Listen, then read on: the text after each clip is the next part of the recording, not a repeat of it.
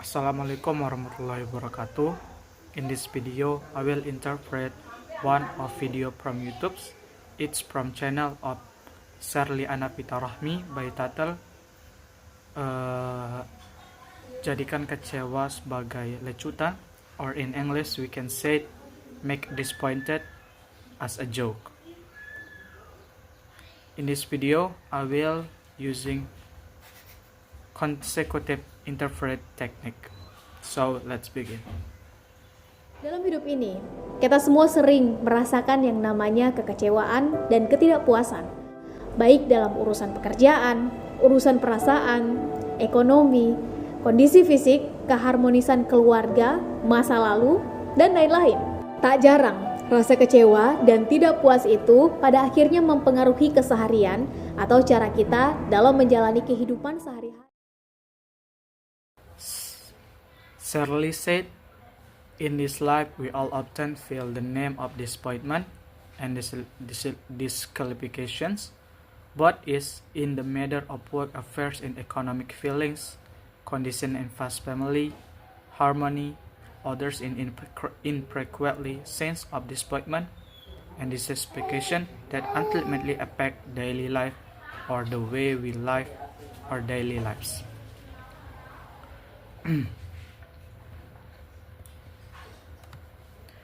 The point that Sherly want to tell us about the described conditions experience shared by many people, which is in the feeling of disappointment and disapplication in the various aspect life.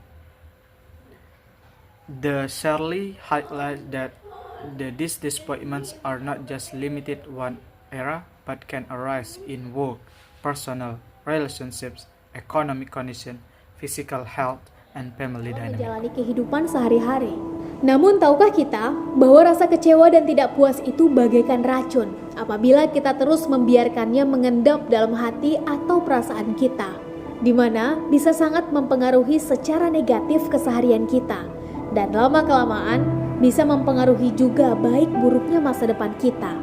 Maka, oleh karena itu, mari kita bedah dan cari solusi. But do we know that a sense of disappointment and dissatisfaction is like poison if we continue to let it settle in our heart or feeling, where it can greatly affect negatively our daily lives, and over time it can also affect the good and bad our future. So therefore, let's try and find solutions. Actually, Sherly highlight reveals the feelings disappointment and dissatisfaction can be like to be a dangerous poison if allowed to settle in the heart. When these negative feelings are not addressed, they can have a detrimental impact in our daily lives, affecting mood, behavior, and social interactions. Over time, this negative impact will not only affect our current quality of life, but can also affect our future. Therefore, it is important to analyze and find solutions to overcome these feelings that we can to be a productive. Apabila rasa kecewa dan tidak puas tadi berasal atau bermula dari sesuatu yang tidak bisa kita ubah lagi, maka mari pelan-pelan dengan sadar kita lepaskan, kita relakan, dan kita ikhlaskan. Karena tidak ada gunanya kita pertahankan. Mari kita biarkan semua itu pergi bersama hari-hari yang tidak akan pernah kembali lagi. Sesuatu yang tidak dalam kontrol dan kuasa kita lagi, jangan pernah kita biarkan merusak hidup kita dan orang-orang yang kita cintai. If the feeling of disappointment and dissatisfaction stems from something that we can no longer change, then let's slowly and consciously let it go and let go, because there is no point into keeping it off. Let it all go with the days that will never come back again. Something that is not our control and the fasting anymore, we should never let it ruin in our lives than the people of life and the people we love. Actually, Sherly emphasized that the importance of letting go our feelings of disappointment and dissatisfaction that stem from situations that cannot be changed. With awareness, we are invited to slowly let it go. Let go of these feelings, as holding on to them is futile, not benefit. We have to let all the negative feelings go, along with the passage of time, and will not return. It is important that we don't let things beyond our control ruin our lives and relationship with loved ones. By letting go of these emotional burdens, we can